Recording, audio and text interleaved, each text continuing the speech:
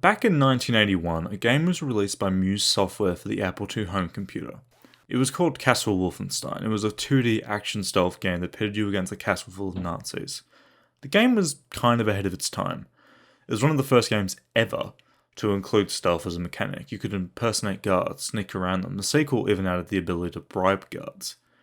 And yeah, this is the same Wolfenstein as the ever-famous Wolfenstein 3D released by id Software back in '92. And that's really where Wolfenstein got the attention of the industry, gamers and even the media. Wolfenstein 3D is popularised as being the game that provided the standard for first-person shooters moving forward. Which I agree with. Some would say it was Doom, but Doom is a newer series than Wolfenstein. Granted, it is by a year, but this was ultimately the game that made John Carmack and John Romero realise that first-person shooters were possible and that they could sell. Despite all that, Doom would release a year later and it was effectively better in nearly every way. So people quickly forgot about Wolfenstein as a series. And it would just remain untouched and unused in any way for nearly a decade. Until the start of the new century, id Software announced a new installment. Aptly named Return to Castle Wolfenstein, development headed by Grey Matter Interactive, the developer behind Kingpin Life of Crime, a game that I admittedly have never played, but based off reviews from back in the day, it was a game alright. So it is a no-brainer why id Software decided to pick up Grey Matter Interactive to head up development on a new Wolfenstein game. Especially one that looks like this. Just a moment. What?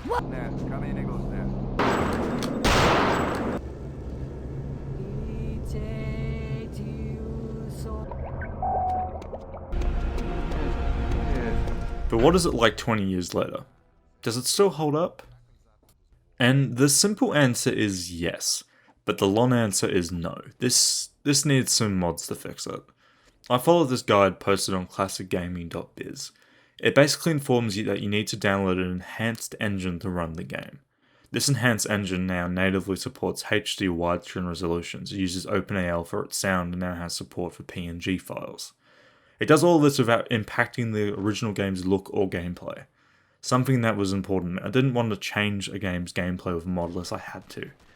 And when you follow the instructions on the website, you can now finally begin playing Return to Castle Wolfenstein as it was made, without modifying the core experience. Or, you can do what other people do. There's this mod called Real RTCW, and it effectively modernizes the game. Textures are upscaled, weapons now have recoil, there's some cut content added back in. It's a slightly different experience, but the presentation mostly stays the same. But yeah, I'll be playing with the enhanced engine as listed on classicgaming.biz. And with all that out of the way, let's get into the game. The basic premise is as follows. In 943 AD, Heinrich, a German prince, used black magic to create an army of undead warriors, which he then used to conquer Germany and the rest of Western Europe, until a monk managed to seal them away in an underground tomb. And admittedly, the opening cinematic looks really nice. Sets the tone beautifully as well. But moving on to the actual setting of the game, 1,000 years later in the year of 1943, the Germans are beginning to lose World War II as both the Western Front and Northern Africa are slipping through their fingers. So Heinrich Himmler, the chief of the Nazi SS, begins to research into the possible ways to secure a victory royale for Germany. He begins with looking into science, but then quickly switches gears to black magic after reading a story about Heinrich I and his army of the undead. The belief being that if Himmler could resurrect him somehow, then maybe they could win the war. Allied intelligence then caught wind of this and sent British Agent 1 and US Army Captain B.J. Blazkowicz to capture Holger von Bülow, a high-up member of the SS Paranormal Division. The duo track Holger to the town on the outskirts of Castle Wolfenstein, and then get captured by Nazis. And then the game begins. And, well, I was led to believe that this game needed the texture upscale. It doesn't. It looks pretty alright. It isn't perfect. The game is extremely dated. But honestly, it's not as bad as I expected. Models are actually pretty good, and I can see why reviewers back in 2001 said that these models were the best they've ever seen. The textures being used on some models and on pretty much everything else are clean and detailed. With a few exceptions, I think the textures for the shambling undead you fight are kind of blurry. They seem to lack any real detail. But the thing is, I know that's a corpse. I know that's a zombie. It just isn't high definition. But this game was made back when 1024 by 768 was the common delivery resolution for games. Back when 1080p was high definition, not the new standard, if that makes sense. So it makes sense for models to be a little bit blurry due to lack of detail. And if that bothers you, you can always check out the model's textures with a texture pack.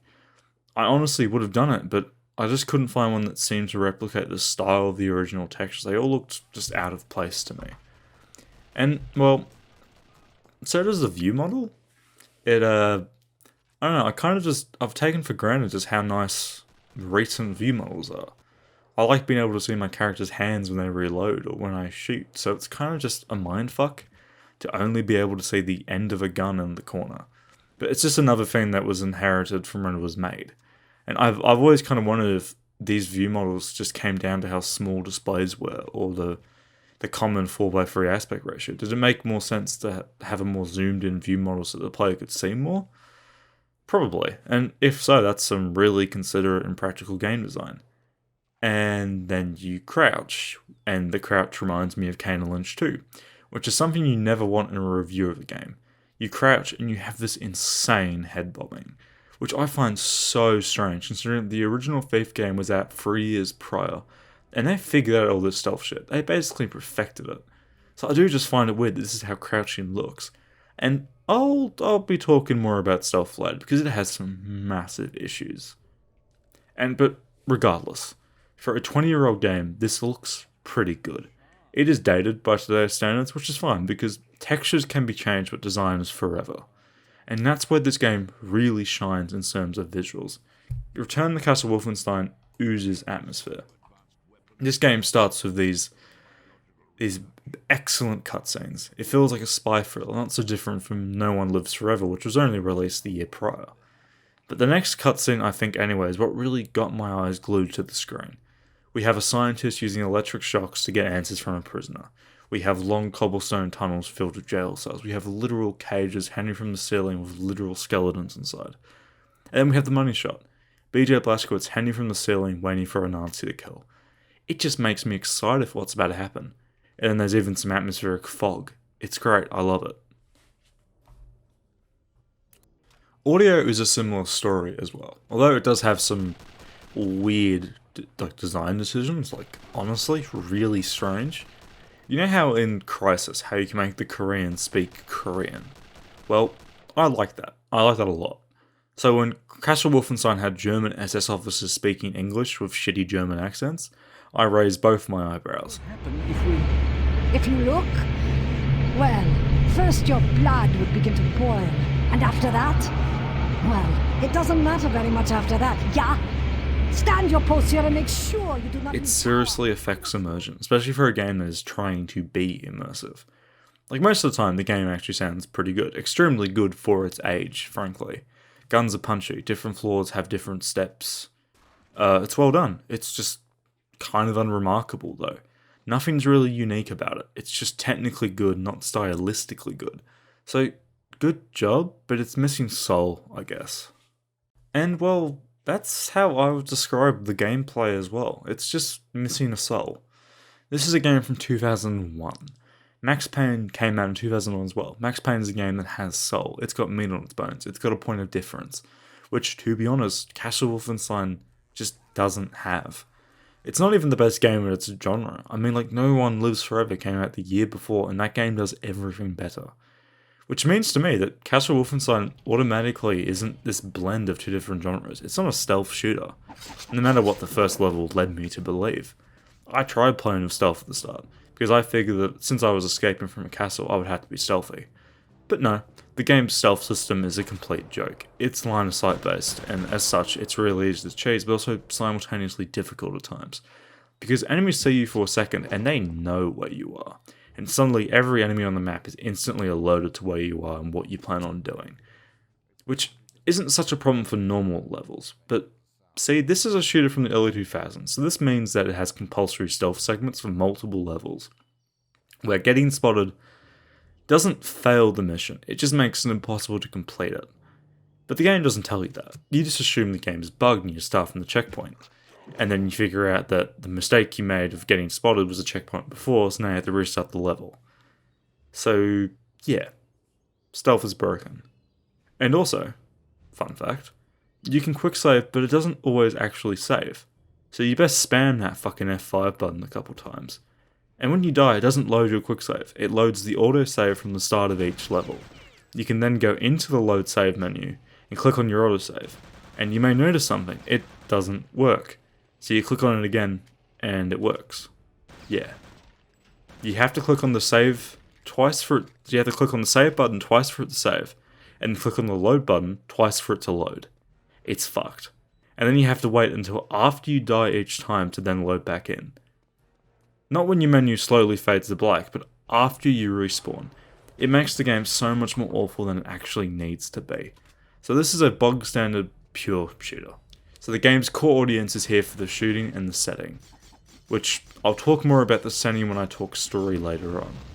But for now, how is the shooting?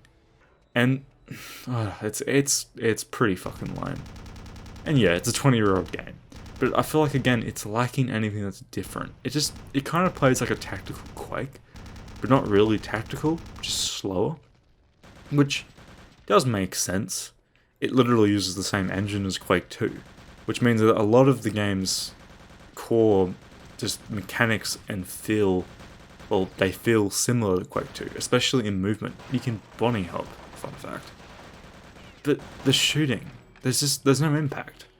Which I know I talk about a lot in my videos, but it is so important to sell the hit of a bullet. If the bullet feels like a Nerf dart, then you won't enjoy the visual feedback of the game, so why would you even bother playing it? And this is where Castle Wolfenstein fails, at least for me. You will shoot someone and they kind of just don't react. You shoot them again, nothing, and again, oh, they died. Okay? You just won't know if you're hitting someone. There's no reaction from the enemies, it's not even like it's toned down. There's just nothing that is visually identifiable from a distance or in a heated gunfight. You just can't tell if your shots are landing. The lack of blood is so weird. This is a game about killing literal fascists, and we can't revel in it. So what's really the point? Because I don't think this game has much that is unique to it. Because even 20 years after release, there's nothing. I don't really see the point of playing it. The enemy variety is something I would applaud for. You have Nazis, zombies, zombie knights, Nazi experiments, an undead knight who was a boss, a weird meat boss. It's more engaging here just due to the variety, but it still doesn't do it for me. It actually reminds me of Clive Barker's Jericho a fair bit, actually. If you want a Wolfenstein game, just play the Machine Games series. There are amazing games where nearly everything is done right. And then, because I know these exist, this game loses all of its interest for me. Sure, back in the day, this game was praised for a lot of what it did because it was a Wolfenstein game, which did these things. But now we live in a world where there's a whole plethora of games that came after this, which are better than it. So, why play it? Because just the lack of visual response from being shot or shooting someone else, it's just such a deal breaker for me. It's just so lacking. I honestly don't think the core gameplay, which, because this is a shooter, it is the content. It is what you are playing, is really all that engaging. It's not a bad game, it just doesn't feel like it needs to be played in lieu of newer titles. Other games at the time would have gone for set pieces or an innovative game mechanic to add some flavour to the game, but this doesn't have anything. I guess the setting is interesting to a point. And, well, the setting, it is just World War II Europe. But you do get these little moments of the occult or of these Nazi experimental weapons. And they are interesting. They do really carry this game, but I don't think there's enough of it throughout the 10 or so hours of gameplay. And this is something the newer Wolfenstein games do way better, and something that I would definitely applaud them for. The occult elements in the newer games are not sold as magic, but as ancient technology that we simply just don't understand. Which to me is far more grounded, despite it not really being grounded, if that makes sense. The levels on display here are just boring. They just lack anything that makes me want to explore them. The games even have these like Doom-esque sequences, but you don't get special equipment, you just get more health or some armor. So, the game is easy already, so why would I go look for them? If I got some ancient artifacts to let me do some special abilities or special weapons, then maybe I would go look for them. But let's just focus on level design for a little bit here. The game has 7 missions with 5 or so levels in each chapter. And, well, I'll be blunt here. They're not really all that different from each other in terms of design. The best levels in the game are the first 10. They actually made me engaged and interested. And then I discovered that this is just a generic World War II shooter, and then I lost interest. There's only so many bland military bases or castles I can walk through before I want to go play a better game. There's some good stuff here, but it's not worth the time needed to get there. If you don't like the game after the first hour, just drop it. Because it only gets worse from there. The game turns from shooting Nazis to shooting super soldiers who are Nazis. And it's not any more fun or engaging because they're super soldiers, they simply just take more ammo to kill and then kill you far more quickly. I often just find myself spawning in more ammo, so I actually just had ammo for the guns that actually could do damage. Because this game is a joke. It starts off fairly engaging for the first level or two, and then it quickly plummets into the abyss and it doesn't come back from it. Later levels have you exploring Nazi labs, and the labs are just empty. Even the newly introduced super soldiers look like hot garbage.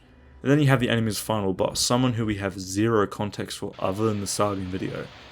And he's so easy to kill, you just circle strafe him. Plus there's no music for the fight, which is fucking bizarre. It means the fight has no impact and doesn't feel epic like it probably was designed to feel like. I'm a US agent killing a medieval warlord who just got resurrected by the Nazis and there's no music. But, to be fair, the newer games don't have multiplayer. But this game does have multiplayer. But I couldn't play it, so I can't comment on it. Which means that if you pick this up today, you also couldn't play it. So it's a single player shooter. But the thing is, heaps of reviews praise the multiplayer. So maybe that's why this game was rated so highly.